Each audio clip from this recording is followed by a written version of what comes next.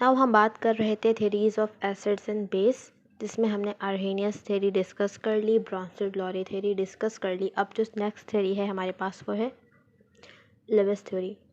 तो इन 1923 एक साइंटिस्ट जिसका नाम था गिलबर्ट लुईस, इसने क्या किया, अपनी एक थ्योरी दी और ये समझाने की कोशिश की कि एसिड क्या है और बेस क्या है। तो अकॉर्डिंग टू लुईस, एसिड्स ऐसे कंपाउंड हैं जो इलेक्ट्रॉन पेयर एक्सेप्टर हैं। ऐसे कंपाउंड्स या ऐसा एटम, ऐसा मॉलिक्यूल जो इलेक्ट्रॉन का पेयर एक्सेप्ट कर ले, रिसीव कर ले, उसे हम क्या कहते हैं, एसिड्स। और बेस क्या है, ऐसे कंपाउंड, ऐसा एटम, ऐसा मॉलिक्यूल जो इलेक्ट्रॉन पेयर का मतलब है दो इलेक्ट्रॉन्स, इलेक्ट्रॉन पेयर डोनेट करे, ऐसे कंपाउंड्स को हम क्या कह रहे हैं, बेस। ना उसके एग्जांपल की अगर हम बात करें तो हमारे पास एक प्रोटॉन है, जब ये रिएक्ट हो रहा है वाटर से, ये बना रहा है हाइड्रोनियम आयन। अब यहाँ पे किस तरह से इलेक्ट्रॉन का पेयर कोई एटम डोनेट कर रहा है और कोई एटम इसे एक्सेप्ट कर रहा है, ये कैसे हो रहा है, तो इसमें हम देखते हैं हमारे पास एक प्रोटॉन है। प्रोटॉन का मतलब क्या है कि ये एक हाइड्रोजन का एटम है, इसके पास एक प्रोटॉन है बट इसके पास कोई इलेक्ट्रॉन नहीं है, यही वजह है कि इसके ऊपर एक पॉजिटिव चार्ज आया हुआ है। अच्छा, ये बात समझ लो कि कोई भी एटम ये चाहता है कि उसका जो आउटर मोस्ट शेल है, सबसे बाहर वाला जो शेल है वो कंप्लीट हो। तो अगर किसी एटम के पास एक शेल है तो उसको कंप्लीट होने के लिए दो इलेक्ट्रॉन्स चाहिए। किसी एटम के पास अगर सेकंड शेल भी है, जिसे हम KLMN कहते हैं नॉर्मली, तो L सेकंड शेल है, इसमें कितने इलेक्ट्रॉन्स चाहिए, 8। थर्ड में भी हमें 8 अगर हो तो एटम स्टेबल होता है, ठीक है। बस इसमें स्पेस और इलेक्ट्रॉन की भी होती है। एन को छोड़ दो, अभी यहाँ तक की हम बात नहीं कर रहे हैं। तो इसके पास अभी एक शेल है, एक ऑर्बिट है, तो इसे कितने इलेक्ट्रॉन्स चाहिए अपना ऑर्बिट कंप्लीट करने के लिए, 2 इलेक्ट्रॉन्स। 2 इलेक्ट्रॉन का मतलब एक इलेक्ट्रॉन का पेयर। अब आ जाओ वाटर पे। अगर वाटर का स्ट्रक्चर देखें तो इस तरह से कुछ डॉट और क्रॉस बने हुए हैं। ये क्या शो कर रहा है, तो देखो सबसे पहले सेंटर में ऑक्सीजन का एटम है। ऑक्सीजन का एटम को अगर हम इसकी डायग्राम बनाएं तो किस तरह की बनेगी, सेंटर में एक न्यूक्लियस है, फर्स्ट शेल, इसमें 2 इलेक्ट्रॉन्स आ गए, ठीक है। सेकंड शेल, क्योंकि इसके पास टोटल 8 इलेक्ट्रॉन्स होते हैं, पहले में कितनी जगह है, 2 इलेक्ट्रॉन आ गए, हमारे पास कितने रह गए, 6 इलेक्ट्रॉन्स अभी और रहते हैं। ये कहाँ पे आ जाएंगे, सेकंड शेल में। सेकंड शेल में कितने की स्पेस है, 8 की, मतलब कि इसको 2 इलेक्ट्रॉन चाहिए अपना ऑर्बिट कंप्लीट करने के लिए, ठीक है। तो इसने इस 2 इलेक्ट्रॉन के लिए क्या किया हुआ है, हाइड्रोजन के साथ बॉन्डिंग की हुई है, 2 हाइड्रोजन अपने साथ लगाए हुए हैं। तो ये आपस में कोवेलेंट बॉन्ड बनाते हैं कि शेयरिंग करते हैं इलेक्ट्रॉन की। ये 2 इलेक्ट्रॉन्स तो इसके कोवेलेंट बॉन्डिंग में यूज़ हो गए। इसके पास 2 पेयर इलेक्ट्रॉन के हैं आउटर मोस्ट शेल में। तो इलेक्ट्रॉन के ऐसे पेयर्स जो आउटर मोस्ट शेल में होते हैं, उससे हम क्या कहते हैं, लोन पेयर, सही है। तो इसके पास कितने लोन पेयर्स हैं, 2 लोन पेयर्स हैं। अब ये क्या कर सकता है, इस लोन पेयर को किसी और एटम को डोनेट कर सकता है। तो ये किसे डोनेट कर रहा है, हमारे पास एक प्रोटॉन है जिसके पास इलेक्ट्रॉन की कमी है, इससे 2 इलेक्ट्रॉन चाहिए अपने ऑर्बिट को कंप्लीट करने के लिए, इट मीन्स एक पेयर चाहिए। तो ये ऑक्सीजन क्या करेगा, अपना एक इलेक्ट्रॉन का पेयर इस प्रोटॉन को डोनेट कर देगा। यहाँ पर जो बुक में डॉट से शो हुए हुए हैं, ये इसके इलेक्ट्रॉन्स हैं आउटर मोस्ट शेल में। 1 2 3 4 5 6 2 इलेक्ट्रॉन इसने यूज़ किए हैं हाइड्रोजन के साथ बॉन्डिंग में, और 2 इलेक्ट्रॉन के पेयर इसके पास हैं, और ये जो है ये हाइड्रोजन के इलेक्ट्रॉन्स हैं। तो देखो नेक्स्ट स्टेप में क्या हो रहा है, जो इलेक्ट्रॉन्स हाइड्रोजन के साथ बॉन्डिंग में हैं वो तो एसिड्स हैं, ठीक है। एक लोन पेयर भी इसके पास है, तो ये वाला जो लोन पेयर है ये इसने क्या किया है, डोनेट कर दिया है प्रोटॉन को, H पॉजिटिव आयन को। इसके रिजल्ट में यहाँ पर कोऑर्डिनेट कोवलेंट बॉन्ड फॉर्म हुआ है। कोऑर्डिनेट कोवलेंट बॉन्ड कब फॉर्म होता है, जब एक साइड से शेयरिंग हो इलेक्ट्रॉन की।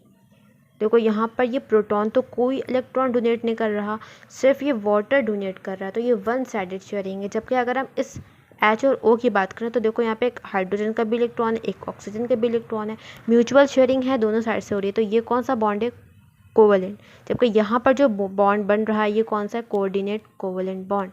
और कोऑर्डिनेट कोवेलेंट बॉन्ड को हम शो करते हैं एरो से, तो इसीलिए यहाँ पे ये एरो बनाया हुआ है। तो इसके रिजल्ट में हमारे पास क्या बनेगा, हाइड्रोनियम आयन H3, 3H हो गए, ये पूरा एक कंपाउंड है, ठीक है, H3O पॉजिटिव। तो ये वो रिएक्शन है जो यहाँ पे इस मॉडल में शो हुआ है। इस मॉडल के अकॉर्डिंग हम किस को लुईस एसिड कहेंगे और किस कंपाउंड को, किस एटम को लुईस बेस कहेंगे। तो देखो, इलेक्ट्रॉन का पेयर एक्सेप्ट कौन कर रहा है, प्रोटॉन। इसके पास इलेक्ट्रॉन पेयर की डेफिशिएंसी है, यहाँ पे इलेक्ट्रॉन का पेयर एक्सेप्ट किसने किया, प्रोटॉन ने। तो प्रोटॉन क्या हो जाएगा, इलेक्ट्रॉन पेयर एक्सेप्टर क्या हो जाएगा, एसिड, लुईस एसिड, सही है।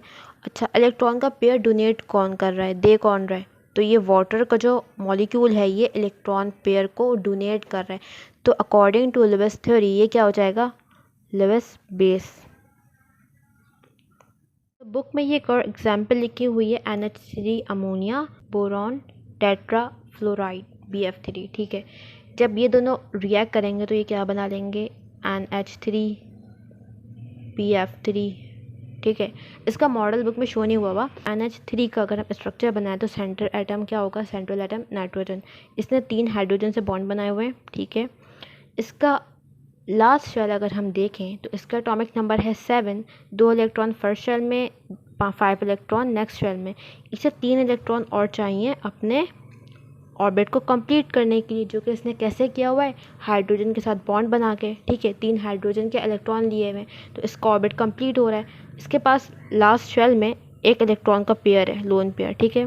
BF3 को देखें तो B बोरॉन, 5 इसका एटॉमिक नंबर है, 2 इलेक्ट्रॉन फर्स्ट शेल में आ गए, सेकेंड शेल में 3 इलेक्ट्रॉन आ गए। इसे 5 इलेक्ट्रॉन और चाहिए, तो 5 में से 3 इलेक्ट्रॉन तो इसके पास हैं, फ्लोरीन से इसने बॉन्ड बनाया हुआ है, इसे 2 इलेक्ट्रॉन और चाहिए। तो यहाँ पे होगा क्या कि देखो, नाइट्रोजन के पास एक लोन पेयर है, ये क्या करेगा, अपना लोन पेयर डोनेट कर देगा बोरॉन को। तो इस तरह बोरॉन का जो ऑर्बिट है वो कंप्लीट हो जाएगा और यहाँ पर कोऑर्डिनेट कोवेलेंट बॉन्ड फॉर्म हो जाएगा। ये एरो किसको शो कर रहा है कि यहाँ पे कोऑर्डिनेट कोवेलेंट बॉन्ड फॉर्म हुआ है।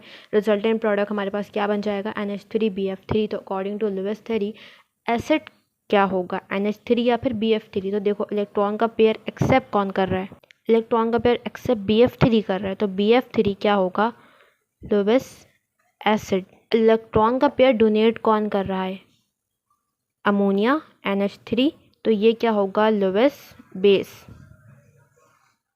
इस चैप्टर में हमने 3 मेन टॉपिक्स को कवर करना था, एसिड, बेस और सॉल्ट। एसिड और बेस पे हमने बात कर ली है, अब हमने सॉल्ट को डिस्कस करना है। लेकिन सॉल्ट को डिस्कस करने से पहले कुछ ऐसे इंपॉर्टेंट डेफिनेशंस, ऐसे इंपॉर्टेंट वर्ड्स हैं जिनको डिफ़ाइन करना ज़रूरी है। बुक में सिर्फ वो वर्ड्स यूज़ हुए, लेकिन उनका क्या मतलब है, क्या डेफिनेशन है, वो नहीं पता होगी आप लोगों को। तो सबसे पहले हमने उसे डिफ़ाइन करना है। सबसे पहले हमारे पास है आयनाइजेशन। देखो, आयनाइजेशन क्या होता है, एक न्यूट्रल एटम या मॉलिक्यूल, न्यूट्रल मतलब उस पर कोई चार्ज नहीं है, convert into electrically charge atom और मॉलिक्यूल, वो किस में कन्वर्ट हो जाए, चार्ज मॉलिक्यूल या फिर एटम में। और चार्ज मॉलिक्यूल और एटम को हम क्या कहते हैं, आइंस। आइंस बेसिकली क्या होता है, ऐसा एटम या फिर मॉलिक्यूल जिस पे कोई चार्ज हो, आइदर वो पॉजिटिव हो या फिर वो नेगेटिव हो। फॉर एग्जांपल NaCl हमारे पास एक मॉलिक्यूल है, कंपाउंड है, ये एक न्यूट्रल कंपाउंड है, ठीक पे कोई चार्ज नहीं है। अब ये किस में कन्वर्ट हो रहा है, सोडियम पॉजिटिव और क्लोराइड नेगेटिव। न्यूट्रल कंपाउंड किस में कन्वर्ट हो गया, इलेक्ट्रिकली चार्ज एटम्स में, आइंस में। तो इस प्रोसेस को हम क्या कहेंगे, आयनाइजेशन। अच्छा, अब देखो, इसकी 2 पॉसिबिलिटीज़ हो सकती है ना, कि या तो कोई मॉलिक्यूल कंपाउंड बहुत ज़्यादा आयोनाइज हो, सही है, या फिर वो कम आयोनाइज होगा, कम ब्रेक होगा आइंस में। तो इसी बेस पे हमने एसिड और बेस को 2 कैटेगरीज में डिवाइड किया। एक होता है स्ट्रॉन्ग एसिड और साथ में क्या होगा, स्ट्रॉन्ग बेस। एक होगा वीक एसिड, एक होगा वीक बेस। स्ट्रॉन्ग एसिड का क्या मतलब है, स्ट्रॉन्ग एसिड का मतलब है जिसमें आयोनाइजेशन ज़्यादा हो रही हो। फॉर एग्जांपल HCl, हमने 100 मॉलिक्यूल्स लिए HCl के, जिसमें से 99 मॉलिक्यूल्स किस में कन्वर्ट हो गए, आइंस में। क्या बना लिया उन्होंने, H पॉजिटिव और क्लोराइड नेगेटिव आइन। तो इट मीन्स यहाँ पे 99% डिसोसिएशन हुई है आइंस की। तो इट मीन्स ये एक स्ट्रॉन्ग एसिड है, क्योंकि इसमें जो मेजॉरिटी मॉलिक्यूल्स हैं वो ब्रेक हो जा रहे हैं, वो आयोनाइज हो जा रहे हैं।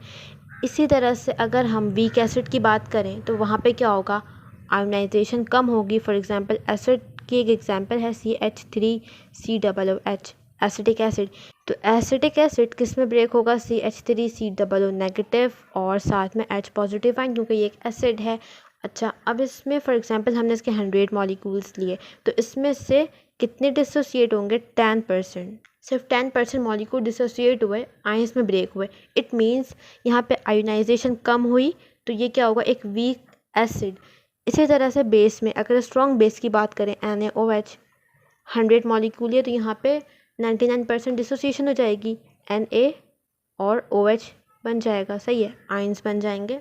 उसी तरह से वीक एसिड की एग्जांपल लें, जैसे हमारे पास है अमोनियम हाइड्रोक्साइड। इसमें वही होगा, अगर हमने इसके 100 मॉलिक्यूल्स ली तो इसमें से बहुत कम मॉलिक्यूल ऐसे होंगे जो आयंस में ब्रेक होंगे। तो ये क्या है, एक वीक बेस। तो आयनाइजेशन के बेस पे हम स्ट्रॉन्ग एसिड और वीक एसिड को क्लासिफाई कर सकते हैं। कुछ एग्जांपल्स हैं स्ट्रॉन्ग एसिड की, जैसे कि HCl है, सल्फ्यूरिक एसिड है H2SO4, नाइट्रिक एसिड है HNO3। वीक एसिड में हमारे पास एसिटिक एसिड आता है, कार्बोनिक एसिड H2CO3 होता है, कार्बोनिक एसिड।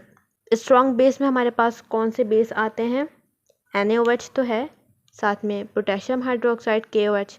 वीक बेस में हमारे पास अमोनियम हाइड्रोक्साइड है और मैग्नीशियम हाइड्रोक्साइड MgOH2। तो ये कुछ एग्जांपल्स हैं स्ट्रॉन्ग एसिड और वीक एसिड और स्ट्रॉन्ग बेस और वीक बेस की। नेक्स्ट टॉपिक है हमारे पास न्यूट्रलाइजेशन रिएक्शन। तो न्यूट्रलाइजेशन रिएक्शन में क्या होता है कि एक एसिड जब रिएक्ट करता है बेस से, तो हमारे पास जो रिजल्टेंट प्रोडक्ट्स बनते हैं वो क्या होंगे, सॉल्ट और वाटर। तो इस रिएक्शन को हम कहते हैं न्यूट्रलाइजेशन रिएक्शन। ऐसा रिएक्शन जिसमें एसिड रिएक्ट करे बेस से और क्या बना ले, सॉल्ट और वाटर। इस रिएक्शन को हम क्या कहते हैं, न्यूट्रलाइजेशन रिएक्शन। जिस तरह देख सकते हैं, एसिड बेस रिएक्ट करके क्या बना लिया, सॉल्ट और वाटर। एग्जाम्पल है HCl और NaOH। HCl क्या है, एक एसिड, NaOH क्या है, एक बेस। जब ये दोनों कंबाइन होंगे तो क्या बनेगा, सबसे पहले तो वाटर। सही है, एसिड का H यहाँ से रिमूव करो, OH बेस का रिमूव करो। एसिड क्या देता है, H, और बेस क्या देता है, OH नेगेटिव आयन, क्या बन जाएगा, वाटर। हमारे पास कौन से एटम रह गए हैं, Na और Cl। इन दोनों एटम्स को आपस में कंबाइन कर दो। सही है, तो ये क्या बना लेगा, सॉल्ट। तो न्यूट्रलाइजेशन के रिजल्ट में हमारे पास वाटर बनता है और सॉल्ट बनता है। नेक्स्ट डेफिनेशन है बेसिसिटी ऑफ एन एसिड और एसिडिटी ऑफ अ बेस। ये वर्ड्स बुक में यूज़ हुए हुए हैं, न्यूट्रलाइजेशन का जो टॉपिक है वहाँ पर ये वर्ड्स यूज़ हुए हैं, बेसिसिटी ऑफ एसिड और एसिडिटी ऑफ बेस। अब इसका जो कॉन्सेप्ट है वो हम यहाँ पे समझेंगे। बेसिसिटी ऑफ एसिड का क्या मतलब है, बेस भी आ रहा है इसमें और एसिड भी आ रहा है, तो याद रखना एसिड की हमेशा बेसिसिटी होगी, बेस की हमेशा एसिडिटी होगी। सही है, अब इसका मतलब क्या है, नंबर ऑफ रिप्लेसेबल और ionisable H ion in an acid. देखो एक एसिड है हमारे पास HCl, इसमें कितने आयोनाइजेबल आयंस हैं, H पॉजिटिव आयंस। मतलब जब हम इसे आयोनाइज करेंगे तो ये कितने H पॉजिटिव आयन दे रहा है, जितने भी देगा वो क्या हो जाएगा, उस एसिड की बेसिसिटी। जैसे कि यहाँ पे ये एक H पॉजिटिव आयन दे रहा है, तो ये क्या होगा, मोनो बेसिक एसिड। अच्छा, मोनो बेसिक क्यों कह रहे हैं, तो इस बात को समझ लो कि ये एक H पॉजिटिव आयन है, ये कितने OH को न्यूट्रलाइज कर सकता है, ये कितने OH के साथ रिएक्ट कर सकता है और उसकी बेसिक नेचर को ख़त्म कर सकता है, वाटर बना सकता है। तो ये एक H पॉजिटिव आयन है, ये एक OH नेगेटिव आयन से ही रिएक्ट कर सकता है, तो इसीलिए हम इसे मोनो बेसिक कह रहे हैं। समझ में आ रही है ये वाली बात कि ये एक H पॉजिटिव आयन है, ये एक ही OH आयन को न्यूट्रलाइज कर सकता है, तो इसीलिए हम इसे क्या कह रहे हैं, मोनो बेसिक। दूसरी एग्जांपल अगर हम लें H2SO4, इसे अगर हम आयन्स में ब्रेक करें, आयोनाइज करें, तो ये क्या बनाएगा, H पॉजिटिव आयन्स और SO4 बट यहाँ पे 2 H पॉजिटिव आइंस बनेंगे। तो ये 2 H पॉजिटिव आइंस हैं और ये 2 ही OH नेगेटिव आइन के साथ रिएक्ट कर सकते हैं। तो ये कौन सा एसिड होगा? डायबेसिक। डायबेसिक का मतलब कि ये 2 OH को न्यूट्रलाइज कर सकता है और ये है क्या? एसिड। तो डायबेसिक एसिड।